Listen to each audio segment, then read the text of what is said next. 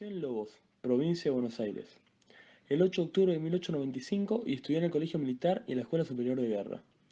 En 1930 participó en un levantamiento militar que derrocó al presidente Hipólito Yrigoyen y fue nombrado secretario privado del ministro de la Guerra.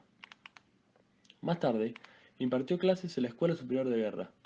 Pasó un año en Chile como agregado militar, publicó 5 libros sobre historia militar y viajó a Italia para estudiar métodos militares alpinos. A su regreso a Argentina en 1941, Perón, admirador del dictador fascista italiano Benito Mussolini, fundó el Grupo Oficiales Unidos, GO, que en 1943 protagonizó un golpe de Estado que puso a Ramón Castillo y procedió a transformar el movimiento sindical. De esta forma, debilitó la influencia que ejercían sobre él los partidos de izquierdas. Luego promulgó nuevas leyes, reformó las existentes y creó nuevos sindicatos. Alcanzó popularidad entre las clases obreras, por lo que fue nombrado vicepresidente de la República, además de ministro de la Guerra. Pero según crecía su poder, aumentaba la oposición entre las Fuerzas Armadas. El 9 de octubre de 1945 fue obligado a dimitir de sus cargos, siendo detenido y encarcelado. La dimisión de Perón provocó una crisis de gobierno que fue resuelta el 17 de octubre, cuando sus seguidores sindicalistas, especialmente la Confederación General del Trabajo, lograron su puesta en libertad.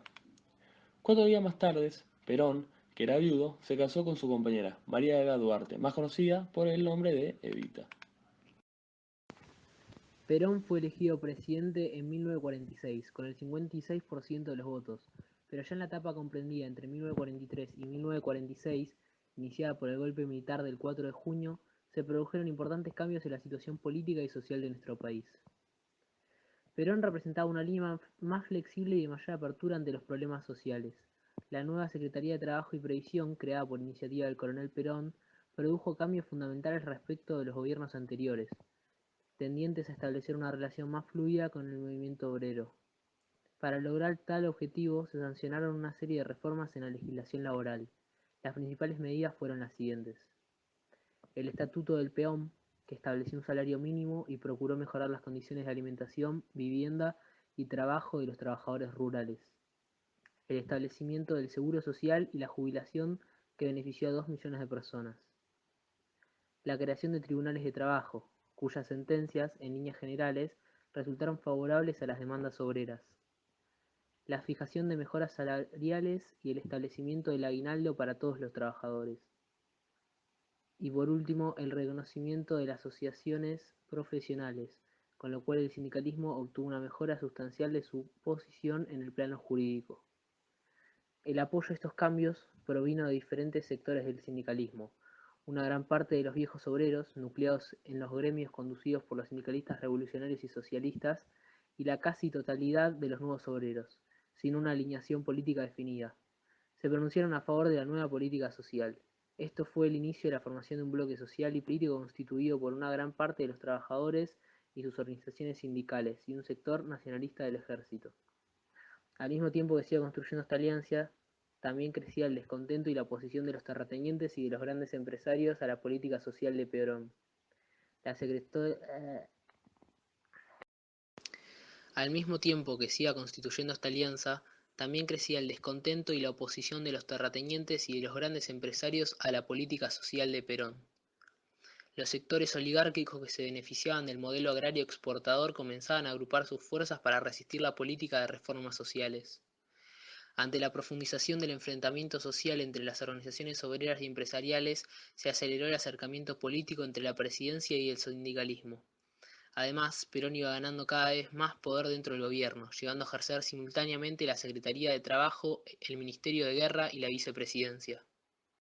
La planificación económica del Estado procuró una mayor justicia social, a partir de mejorar las condiciones de vida de los trabajadores y alentar el desarrollo industrial reclamado por los empresarios. La política económica procuró una redistribución de la riqueza, ya que elevó el poder adquisitivo de los trabajadores, aumentando el nivel de empleo y los salarios. La participación del sector asalariado, obrero industrial, en la distribución del ingreso nacional creció entre 1944 y 1950 del 44 al 58%. Los salarios experimentaron un notable aumento, por lo que los trabajadores vieron crecer espectacularmente su nivel de vida.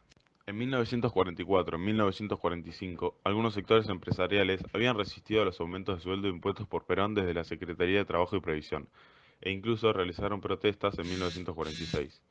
Pero a los pocos años advirtieron que esta nueva situación económica generaba un aumento en las ventas de sus productos y ampliaba el mercado interno. Al mismo tiempo que se producían las transformaciones económicas, desde el Estado se impulsó una amplia legislación social que contribuyó al mejoramiento de las condiciones de vida del conjunto de los trabajadores.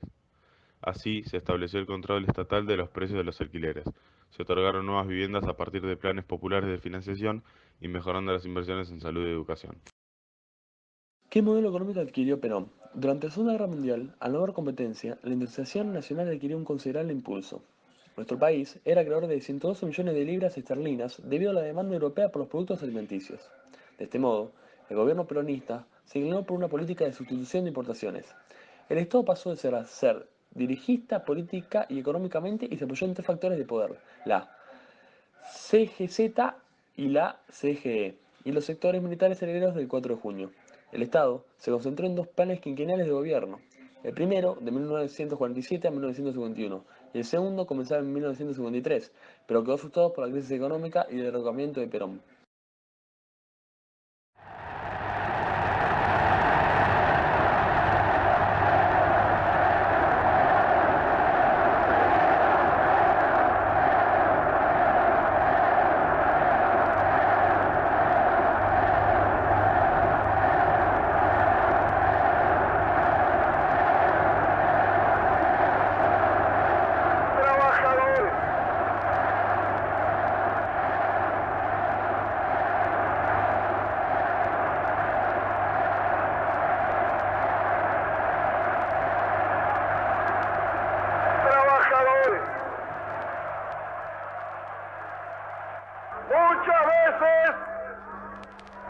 Muchas veces he asistido a reuniones de trabajadores. Siempre he sentido una enorme satisfacción, pero desde hoy sentiré un verdadero orgullo de argentino, porque interpreto este movimiento colectivo como el renacimiento de una conciencia de los trabajadores, una conciencia de los trabajadores que es lo único que puede hacer grande e inmortal la patria.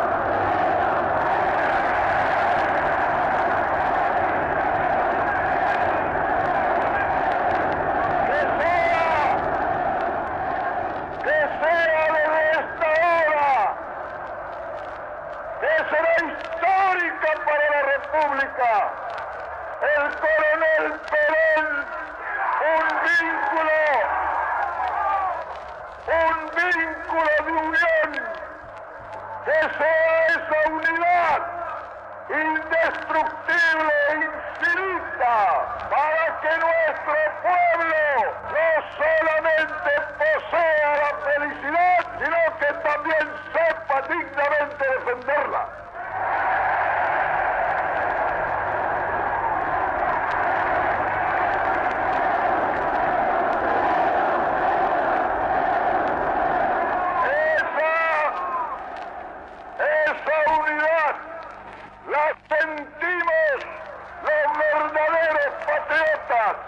Porque al amar a la patria, no amaremos sus campos o sus casas, amaremos a nuestros hermanos de nación.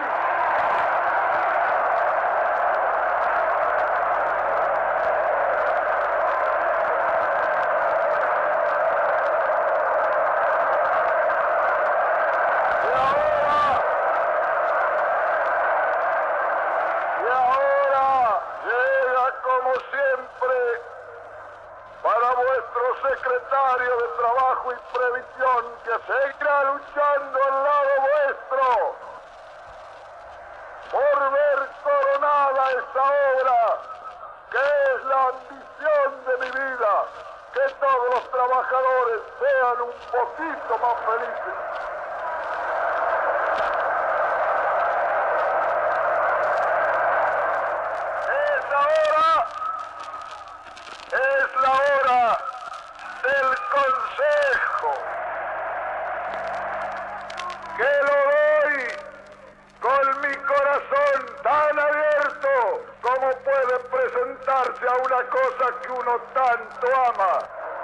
del pueblo.